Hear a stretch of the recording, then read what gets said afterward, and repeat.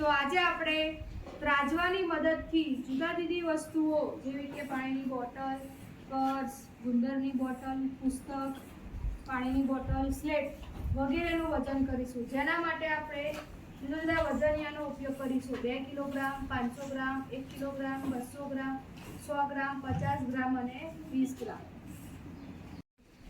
સૌપ્રથમ આપણે આ ગુંદરની બોટલ લઈશું અને એને અહીંયા હવે ધીમે ધીમે આપણે એક એક વજનિયું મૂકીને ચેક કરીશું। તો સૌથી પહેલા આપણે મૂકીશું 200 ગ્રામ, પછી 100 ગ્રામ।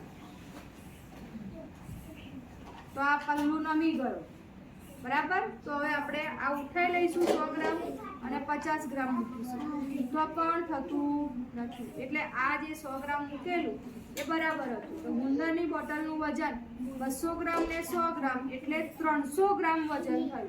કેટલું થયું? 300 ગ્રામ। હવે ચાલુ કરીએ। હવે આપણે આ ઇંગ્લિશના પુસ્તકનું વજન કરીશું। સૌપ્રથમ કયું મૂકશું? બોલો, 200 ગ્રામ મૂકશું કે 100 ગ્રામ? 100 ગ્રામ। તો આ નમ્યું ના, તો આપણે ફરી બીજું મૂકીશું, 200 ગ્રામનું મૂકીએ, તો શું થયું? નમી ગયું। તો આ પુસ્તકનું વજન થયું 300 ગ્રામ। કેટલું થયું? 300 ગ્રામ। તો હવે આપણે આ સ્લેટનું વજન કરીશું। તો સૌ પ્રથમ સ્લેટને આપણે આ બાજુ મૂકીશું, ત્યાર પછી વજન મૂકીશું। આ છે 50 ગ્રામ, હવે આપણે 50 ગ્રામ મૂકીએ પહેલા, તો નમી જાય છે। શું થાય છે? નમી જાય છે। અહીંયા બે સરખા થવા જોઈએ, તો આ વજન હલકું છે। હવે આપણે 20 ગ્રામ મૂકીએ। કેટલું? 20 ગ્રામ। તો જો 20 ગ્રામ મૂક્યું તો જો સમતોલ થવા માંડ્યું, બરાબર। તો આ સ્લેટનું વજન કેટલું છે? 20 ગ્રામ। કેટલું છે? 20 ગ્રામ। આપણી મમ્મી શાકભાજી લેવા જાય છે ને બજારમાં, બરાબર। તો અલગ અલગ પ્રકારનું શાક લાવે, કોક વધારે લાવે, કોક ઓછું લાવે, બરાબર। બટેકા વધારે હોય, ડુંગળી વધારે હોય, બાકીનું શાક ઓછું હોય, બરાબર। તો આજે આપણે આ રીંગણનું વજન કરીશું। શેનું? રીંગણ, બરાબર। તો સૌથી પહેલા આપણે 250 ગ્રામ વજન કરીશું। કેટલું? 250 ગ્રામ। 250 ગ્રામનું તો બાટું હોય નહીં, એટલે 200 ગ્રામ અને 50 ગ્રામ એટલે આ ભેગા કરીએ તો 250 ગ્રામ વજન થાય। એને આપણે આ પલ્લામાં મૂકીશું અને હવે વજન કરવા માટે આ બાજુ આ પલ્લામાં આપણે રીંગણ મૂકીશું। જો હવે આ બાજુ નમી ગયું એટલે વજન વધી ગયું। હવે આમાંથી આપણે રીંગણ કાઢી લઈશું,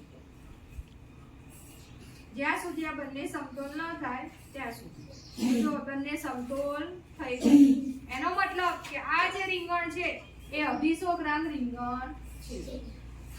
હવે કોકના ઘરમાં સભ્યો વધારે હોય, માણસો વધારે હોય તો વધારે રીંગણ જોઈએ, તો હવે આપણે 500 ગ્રામનું વજન કરીશું। 500 ગ્રામનો ભાગ અહીંયા। હવે જો નમી ગયું ને, વજન વધારે હતું તો હવે આપણે બીજા રીંગણ મૂકીએ।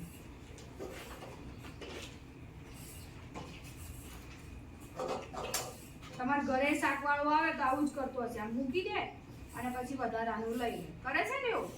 હા, જો આ બે લઈ લીધા તો આ બાજુ નમી ગયું, આમાં નમી ગયું। હવે એક નાનું રીંગણ કાઢીશું, તો જો હવે બે સરખા થઈ ગયા। હવે આ રીંગણ થયા 500 ગ્રામ। કેટલા થયા? 500 ગ્રામ।